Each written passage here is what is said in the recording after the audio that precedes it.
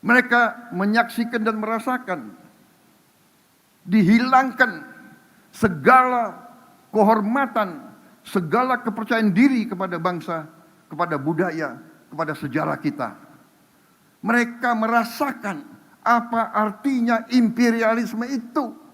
Saya minta waktu untuk menyampaikan beberapa hal yang fundamental tentang perekonomian kita. Saya merasa hari ini harus saya sampaikan. Dari eksekutif kepada legislatif, dihadiri oleh pimpinan-pimpinan lembaga tinggi negara. Marilah kita berani untuk menghadapi masalah walaupun itu merupakan tantangan, hambatan, atau kekurangan.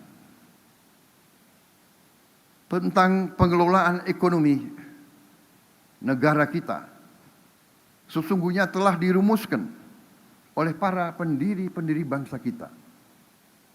Para pendiri bangsa kita bukan orang-orang yang lugu atau naif. Mereka merasakan penjajahan, mereka merasakan dijajah, mereka merasakan dihina, mereka merasakan diperbudak, mereka merasakan dirampas kehormatan, dirampas harga diri, dirampas dignity bangsa Indonesia.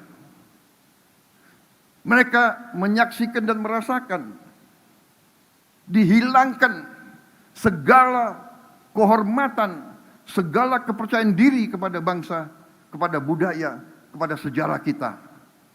Mereka merasakan apa artinya imperialisme itu. Mereka merasakan bahwa bangsa Indonesia ditempatkan derajatnya di bawah anjing. Mereka melihat dan merasakan kekayaan Nusantara ratusan tahun diambil oleh penjajah kita untuk memperkaya mereka. Hendaknya janganlah kita terlalu kagum kepada bangsa-bangsa yang kayanya dari merampas kekayaan bangsa-bangsa lain.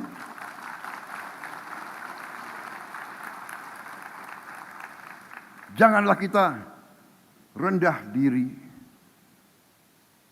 Janganlah kita selalu mengagumi apa yang mereka ajarkan kepada kita, padahal mereka sendiri tidak menjalankan apa yang mereka ajarkan kepada kita. Saya tidak mengajak kita untuk membenci siapapun.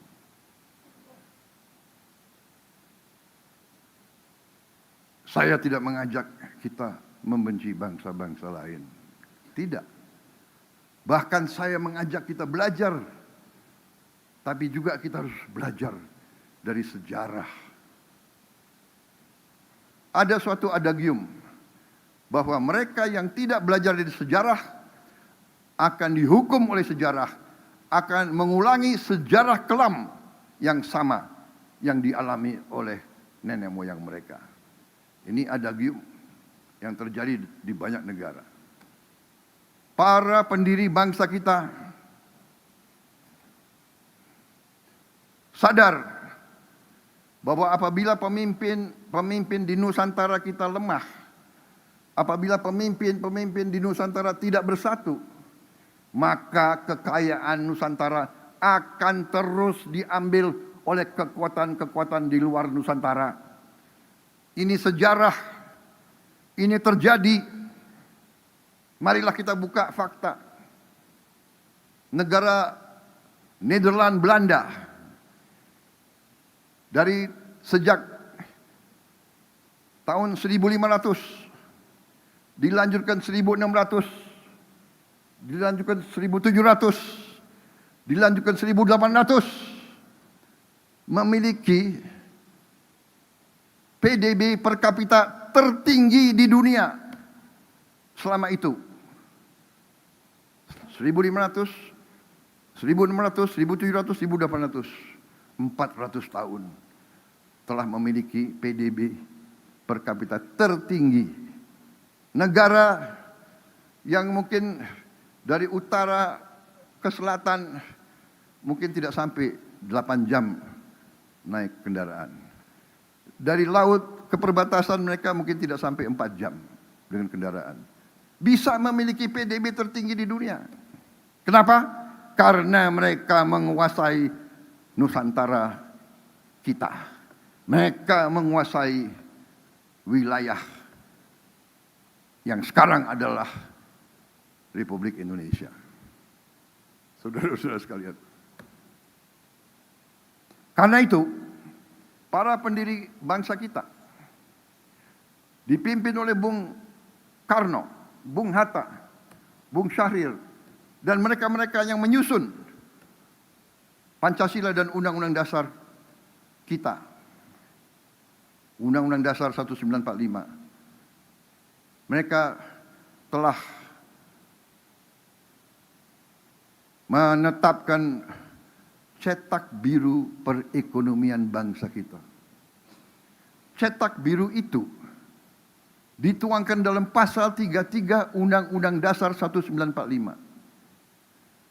Pasal 33 dengan jelas menjabarkan sistem perekonomian yang harusnya kita jalankan sebagai bangsa. Dan saya ingin tegaskan hari ini, keyakinan saya bahwa apabila kita menjalankan pasal 33 Undang-Undang Dasar 1945, kita jalankan dengan baik, kita jalankan dengan murni dan konsekuen, negara kita akan memiliki sumber daya yang cukup untuk menjamin Indonesia sungguh-sungguh akan menjadi negara yang makmur, yang adil, di mana rakyatnya menikmati kesejahteraan dan kualitas hidup yang layak.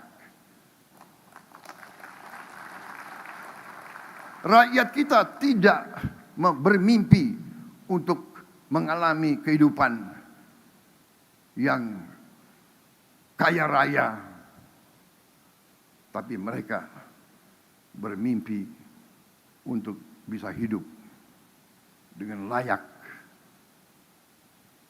dengan baik. Mereka bermimpi bisa makan dengan baik tiap hari, bisa memberi susu untuk anak-anaknya, bisa mencari obat bila mana anak mereka sakit atau bapak mereka sakit.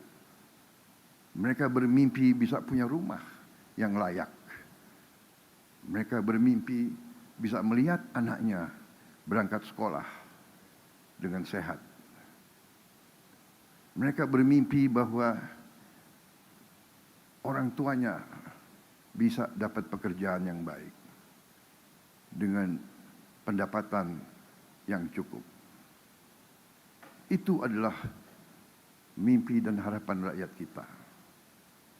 Saudara-saudara sekalian, setelah saya evaluasi, setelah saya melihat angka-angka, setelah saya melihat sungguh betapa besarnya kekayaan kita, saya semakin yakin bahwa menjalankan Undang-Undang Dasar 1945 ini haruslah menjadi tanggung jawab kita semua.